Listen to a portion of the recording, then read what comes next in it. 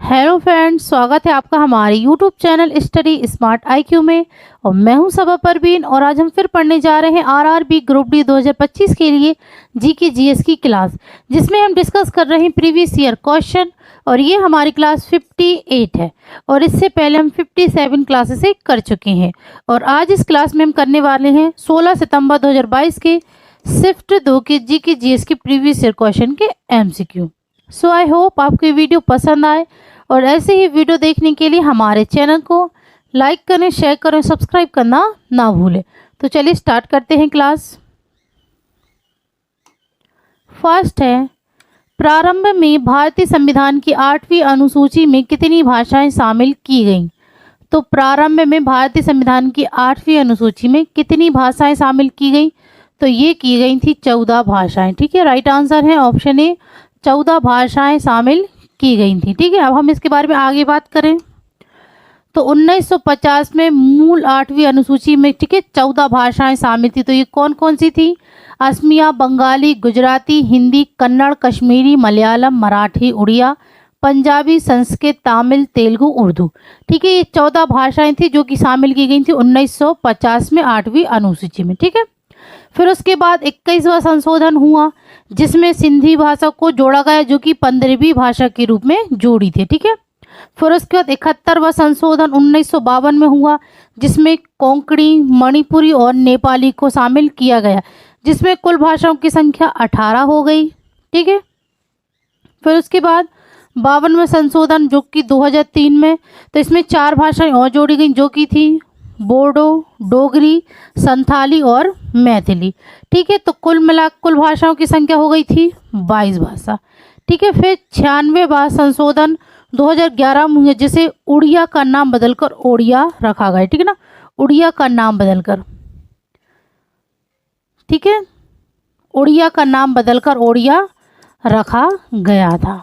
Okay, तो आप इसका स्क्रीनशॉट ले लीजिए और इसे अच्छे से नोट कर लीजिएगा। ओके, चलिए तो नेक्स्ट करते हैं। अब हम नेक्स्ट है, भारत के किस गवर्नर जनरल ने हड़प नीति की नीति तैयार की? तो भारत के किस गवर्नर जनरल ने हड़प नीति की नीति तैयार की थी? तो ये की थी लॉर्ड डलहौजी ने। राइट आंसर है ऑप्शन ए, डलहौजी। इसने, यह गवर्नर जनरल था और इसने हड़प नीति की नीति तैयार की थी। ठीक है, लॉर्ड डलहौजी ये गवर्नर जनरल कब से कब तक रहा? तो ये 1848 से 1856 तक गवर्नर जनरल रहा। ठीक है, लॉर्ड डलहौजी इसे भारतीय रेलवे का जनक माना जाता है। ठीक है, भारतीय रेलवे का जनक माना जाता है क्योंकि इसने पहली रेल लाइन शुरू की थी जो कि चली थी बॉम्बे से ठाणे के बीच। ठीक है, बॉम्बे से ठाणे के बीच चली थी पहली रेलवे लाइन, इसलिए भारतीय रेलवे का जनक कहा जाता है लॉर्ड डलहौजी को। ओके, लॉर्ड डलहौजी इसने व्यवगत का सिद्धांत किया जिसे हड़प नीति, चूक नीति, विलय नीति के रूप में जाना जाता है। ये वह नीति थी जिसके अतिरिक्त किसी भी राज्य का अगर उत्तराधिकारी नहीं होता था तो उसे ब्रिटिशर्स में मिला लिया जाता था। ठीक है, फिर लॉर्ड डलहौजी इसने विधवा पुनर्विवाह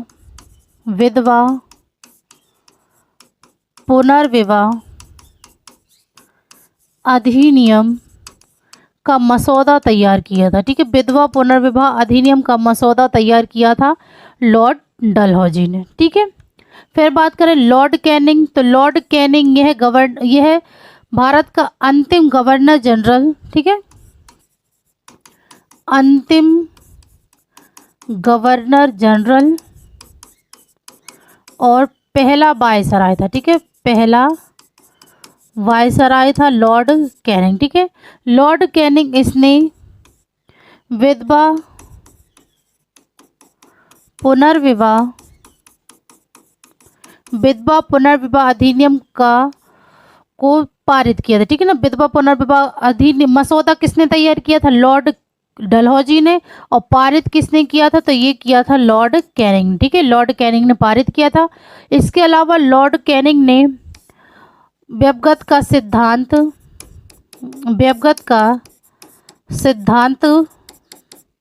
ठीक है, समाप्त किया था या वापस लिया। ठीक है, ठीक है, फिर इसके अलावा लॉर्ड कैनिंग इसने वर्नाक्यूलर, नहीं ये नहीं है, ठीक है, सॉरी, लॉर्ड कैनिंग, इसने 1857 का विद्रोह को समाप्त किया था, ठीक है, दबा दिया था। 1857 का विद्रोह को पूर्णतः दबा दिया था किसने? लॉर्ड कैनिंग ने। फिर बात करें लॉर्ड विलियम बेंटिक, तो लॉर्ड विलियम बेंटिक ये है बंगाल के अंतिम गवर्नर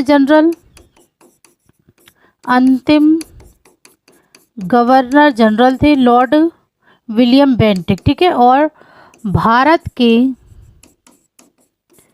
पहले गवर्नर जनरल थे, ठीक है। लॉर्ड विलियम बेंटिक ये बंगाल के अंतिम गवर्नर जनरल और भारत के पहले गवर्नर जनरल थे। लॉर्ड विलियम बेंटिक इन्होंने सती प्रथा को समाप्त किया था, ठीक है, सती प्रथा को समाप्त किया था। फिर बात करें लॉर्ड रिपन, तो लॉर्ड रिपन यह भारत का वायसराय था, ठीक है, भारत का वायसराय था लॉर्ड रिपन इसने वर्नाक्यूलर प्रेस एक्ट को समाप्त किया था, ठीक है, समाप्त किया था या निरस्त किया था किसने? लॉर्ड रिपन ने, ठीक है। चलिए, तो ये थी डिटेल। अब हम आगे करते हैं। सो नेक्स्ट है, निम्नलिखित में से कौन सा चारों वेदों में सबसे पुराना और सबसे बड़ा है? तो इन चारों वेदों में से कौन सबसे पुराना और सबसे बड़ा है? तो सबसे पुराना और सबसे बड़े हैं तो ये है ऋग्वेद। राइट आंसर है ऑप्शन ए ऋग्वेद, फिर सामवेद, फिर यजुर्वेद, फिर उसके बाद और अंतिम है अथर्ववेद। ओके, चलिए नेक्स्ट है, भारतीय संविधान का कौन सा अनुच्छेद शिक्षा के अधिकार से संबंधित है? तो भारतीय संविधान का कौन सा अनुच्छेद जो कि शिक्षा के अधिकार से संबंधित है? तो ये है अनुच्छेद 21A। राइट आंसर है ऑप्शन बी अनुच्छेद 21A। इसे शिक्षा के अधिकार को 86वें संवैधानिक संशोधन अधिनियम 2002 में जोड़ा गया था, ठीक है, जोड़ा गया था, ठीक है। तो ये किसे जोड़ा गया था? शिक्षा के अधिकार को, ठीक है, जो कि 11वां मौलिक अधिकार था, ठीक है। तो इसे जोड़ा गया था 86वें संवैधानिक संशोधन अधिनियम द्वारा। ओके, चलिए नेक्स्ट है, निम्नलिखित में से किस पदार्थ का उपयोग गोलीय लेंस बनाने के लिए नहीं किया जा सकता? साफ कांच, पानी, सेलोफेन या लकड़ी? तो इनमें से उस पदार्थ का उपयोग जो कि गोलीय लेंस बनाने के लिए नहीं किया जा सकता, तो ये है राइट आंसर ऑप्शन डी, लकड़ी का यूज नहीं किया जा सकता है। Okay, right answer option D. Next है, मानव कोशिकाओं में ऊर्जा प्रदान करने के लिए ग्लूकोज के टूटने के लिए निम्नलिखित में क्या आवश्यक है? तो मानव कोशिकाओं में ऊर्जा प्रदान करने के लिए ग्लूकोज के टूटने के लिए आवश्यक है oxygen. Right answer option D. Next है, प्रकाश संश्लेषण के बारे में कौन सा कथन गलत है? पहला है प्रकाश संश्लेषण क्लोरोफिल द्वारा प्रकाश ऊर्जा के अवशोषण के बारे में है।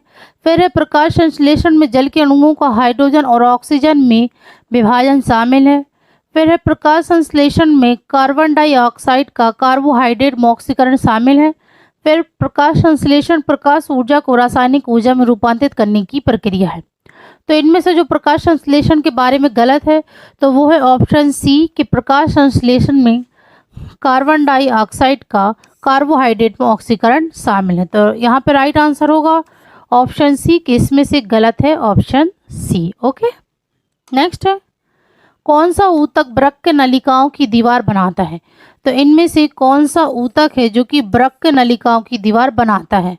तो ये है उपकला ऊतक। राइट आंसर ऑप्शन सी उपकला ऊतक। नेक्स्ट है, निम्नलिखित में से किस यौगिक में आयन नहीं पाए जाते हैं? तो किस यौगिक में आयन नहीं पाए जाते हैं? तो ये नहीं पाए जाते CH4 में। Right answer option B. Next है, फरवरी 2022 में भारत सरकार की किस नवरत्न, ठीक है ना, नवरत्न कंपनी को भारत की सबसे भरोसेमंद सार्वजनिक क्षेत्र की कंपनी का पुरस्कार दिया गया है? तो किस कंपनी को दिया गया है? तो यह दिया गया है कोल इंडिया लिमिटेड को। Right answer option A, coal India limited को भारत की सबसे भरोसेमंद सार्वजनिक क्षेत्र की कंपनी का पुरस्कार दिया गया है। ठीक है, चलिए नेक्स्ट है, अल्पसंख्यक मामलों के मंत्रालय की निम्नलिखित में से किस पहल को नवंबर 2021 में वोकल फॉर लोकल के प्रति प्रतिबद्धता को मजबूत करने के लिए प्रतिष्ठित भारत अंतर्राष्ट्रीय व्यापार मेला 2021 रजत पदक प्राप्त हुआ? तो अल्पसंख्यक मामलों के मंत्रालय की किस पहल को, ठीक है ना, तो इनमें से किस पहल को, तो ये है हुनर हाट। राइट आंसर है ऑप्शन सी, हुनर हाट को नवंबर 2021 में वोकल फॉर लोकल के प्रति प्रतिबद्धता को मजबूत करने के लिए प्रतिष्ठित भारत अंतर्राष्ट्रीय व्यापार मेला 2021 रजत पदक प्राप्त हुआ है। Okay, right answer option C, Hunar Haat. Next है, डैश त्योहार पश्चिम बंगाल, असम और भारत के कुछ अन्य राज्यों में मनाया जाता है और अक्सर मार्च के महीने में होली के त्यौहार के साथ मेल खाता है। तो वह कौन सा त्यौहार है? तो ये है डोल जात्रा। राइट आंसर ऑप्शन सी, डोल जात्रा त्यौहार यह पश्चिम बंगाल, असम और भारत के कुछ अन्य राज्यों में मनाया जाता है और अक्सर मार्च के महीने में होली के त्यौहार के साथ मेल खाता है। ठीक है, right answer option C. Next है, विद्युत संयोजी यौगिक विद्युत का चालन दर्शाते हैं। तो विद्युत संयोजी यौगिक विद्युत का चालन दर्शाते हैं, तो यह पिघली अवस्था में। राइट आंसर ऑप्शन डी, पिघली अवस्था में। नेक्स्ट है, जब जिंक कणों को हाइड्रोक्लोरिक अम्ल में मिलाया जाता है तो निम्नलिखित में से कौन सी गैस निकलती है? तो जब जिंक कणों को हाइड्रोक्लोरिक अम्ल में मिलाया जाता है तो इनमें से कौन सी गैस निकलती है? तो यह निकलती है hydrogen. Right answer option C. Next है, उत्तल दर्पण के मुख्य अक्ष के समानांतर प्रकाश की किरण पुंज। तो उत्तल दर्पण के मुख्य अक्ष के समानांतर प्रकाश किरण की पुंज यह एफ से अलग प्रतीत होती है। राइट आंसर है ऑप्शन बी। नेक्स्ट है, यदि ओजोन परत पतली हो जाए तो क्या होगा? तो ये जो ओजोन परत पतली हो जाए तो उससे त्वचा कैंसर के मामले बढ़ेंगे। Right answer option C. Next है, फरवरी 2022 में अटल इनोवेशन मिशन नीति आयोग और US agency for international development ने समृद्ध पहल के तहत एक नई साझेदारी की घोषणा की। तो समृद्ध का पूरा नाम क्या है? तो इसका पूरा नाम है स्वास्थ्य सेवा की अभिनव डिलीवरी के लिए बाजारों और संसाधनों तक स्थायी पहुंच। ठीक है, तो राइट आंसर है ऑप्शन ए, स्वास्थ्य सेवा की अभिनव डिलीवरी के लिए बाजार और संस्थानों तक स्थायी पहुंच। राइट आंसर ऑप्शन ए। नेक्स्ट है, आधुनिक आवर्त सारणी में कौन सा तत्व समूह 11 से संबंधित नहीं है? तो आधुनिक आवर्त सारणी में कौन सा तत्व समूह 11 से संबंधित नहीं है, समूह संख्या 11 से संबंधित नहीं है? तो ये है mercury. Right answer option D.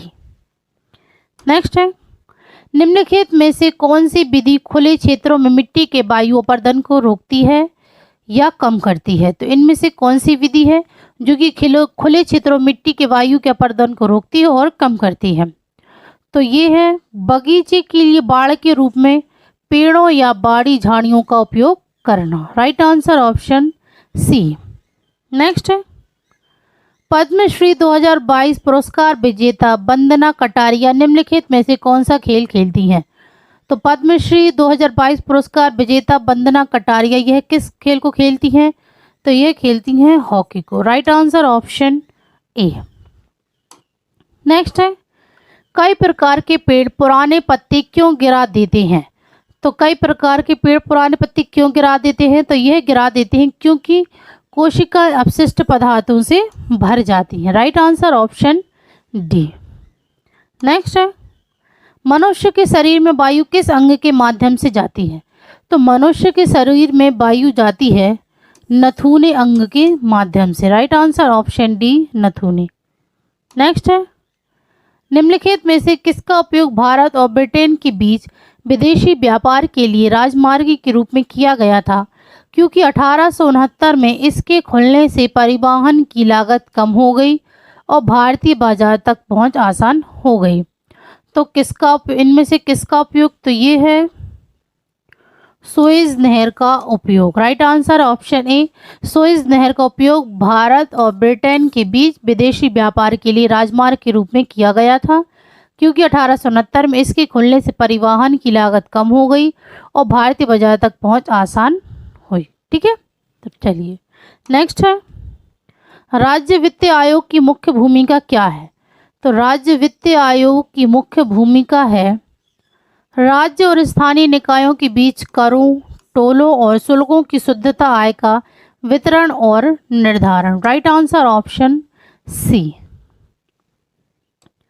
Next है, वर्ष 2022 में 1.5 लाख डाकघरों में से कितने प्रतिशत के कोर बैंकिंग प्रणाली के अंतर्गत आने की उम्मीद है? तो 2022 में 1.5 लाख डाकघरों में कितने प्रतिशत के कोर बैंकिंग प्रणाली के अंतर्गत आने की उम्मीद है? तो ये है 100%। Right answer option D.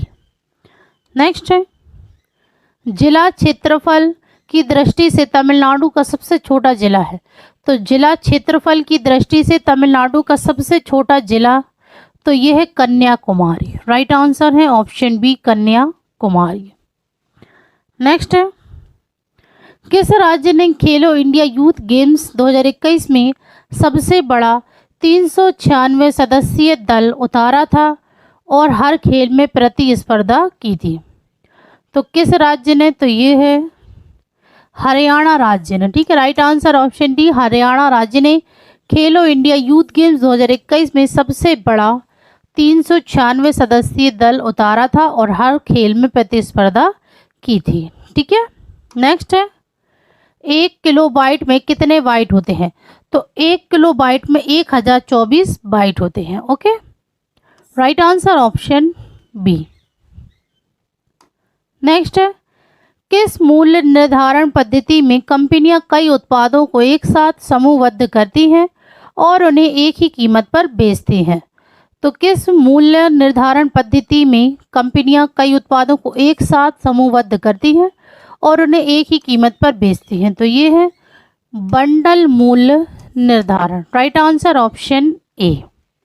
Next है, कोयला और पेट्रोलियम के संबंध में निम्नलिखित में से कौन सा कथन गलत है? तो कोयला और पेट्रोलियम के संबंध, पहला, इनके प्रयोग में ग्लोबल वार्मिंग बढ़ती है, ये पर्यावरण प्रदूषण का कारण बनते हैं। फिर ये लाखों वर्षों में जीवित जीवों के क्षरण से बने हैं, ये पृथ्वी पर असीमित संसाधन है। तो इनमें से संबंध में से कथन गलत है, तो ये है यह पृथ्वी पर असीमित संसाधन है। Right answer option D. Next है, धारा प्रवाहित करने वाला एक सीधा चालक किसी चालक के बंद वृत्ताकार लूप की धुरी के अनुदिश रखा जाता है यदि हम सीधे चालक में धारा की दिशा लगातार बदलते रहते हैं तो लूप में प्रेरित धारा स्थिर नहीं रहती है। ठीक है, अगर लगातार हम बदलते रहते हैं तो लूप में प्रेरित धारा स्थिर नहीं रहती। Right answer option B. Next है, प्रारंभिक दिनों में तत्वों का वर्गीकरण किसके अनुसार किया जाता था? तो प्रारंभिक दिनों में तत्वों का वर्गीकरण यह उनके गुण धर्म के अनुसार किया जाता था। राइट आंसर ऑप्शन ए। नेक्स्ट है, डैश विश्व की सबसे ऊंची मोटर योग्य सड़कों में से एक है और हिमालय चोटियों में एक पर्वतीय दर्रा है जो सिक्किम और चीन के तिब्बत स्वायत्त क्षेत्र को जोड़ता है। तो ये है नाथुला। राइट आंसर ऑप्शन ए, नाथुला। यह विश्व की सबसे ऊंची मोटर योग्य सड़कों में से एक है और हिमालय चोटियों में एक पर्वतीय दर्रा है जो कि सिक्किम और चीन के तिब्बत स्वायत्त क्षेत्र को जोड़ता है। ओके, नेक्स्ट है, अगस्त 2022 तक निम्नलिखित में से कौन सी योजना यूपीएससी, एसएससी, राज्य लोक सेवा आयोग आदि द्वारा आयोजित प्रारंभिक परीक्षा पास करने वाले छात्रों को सहायता प्रदान करती है? तो इनमें से कौन सी योजना है? नई उड़ान, नया सवेरा, नई मंजिल, पढ़ो प्रदेश। तो यह योजना है नई उड़ान। राइट आंसर ऑप्शन ए। नेक्स्ट है, निम्नलिखित में से कौन सा एल्कीन की समजातीय श्रेणी से संबंधित है? तो एल्कीन की समजातीय श्रेणी से संबंधित है C10H20। Right answer option D. Next है, निम्नलिखित में से कौन सा विकल्प अपशिष्ट प्रबंधन के 3R में शामिल नहीं है? तो अपशिष्ट प्रबंधन के 3R में शामिल नहीं है, तो ये है अस्वीकार यानी कि रिफ्यूज़ करना। राइट आंसर ऑप्शन ए रिफ्यूज़, यह अपशिष्ट प्रबंधन की 3R में शामिल नहीं है। ओके, बाकी रिसाइकिल, रिड्यूस और रीयूज, ठीक है, पुनःचक्रण, कमी करना, पुनः उपयोग, ये अपशिष्ट प्रबंधन की 3R में शामिल है। ओके, नेक्स्ट है, गंगा का मैदान घग्गर और तीस्ता नदियों के बीच फैला हुआ है, जिसमें बेसिन का लगभग 79% क्षेत्र भारत में है। यह बेसिन कितने राज्यों और केंद्र शासित प्रदेशों को कवर करता है? तो यह बेसिन 11 राज्यों और केंद्र शासित प्रदेश को कवर करता है। Right answer option B.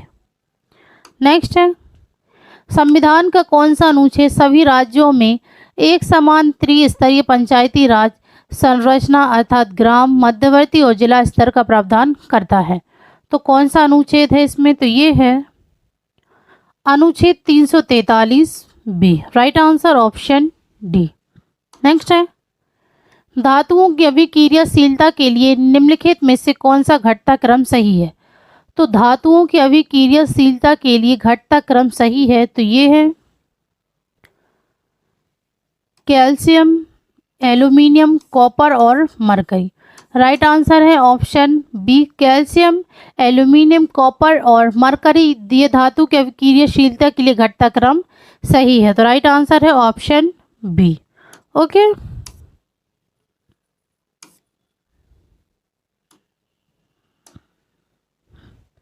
तो ये थी आज की हमारी क्लास आरआरबी ग्रुप डी 2025 की जी की जीएस की क्लास। आई होप आपकी वीडियो पसंद आई हो, और ऐसे ही वीडियो देखने के लिए हमारे चैनल को लाइक करें, शेयर करें, सब्सक्राइब करें। Thank you.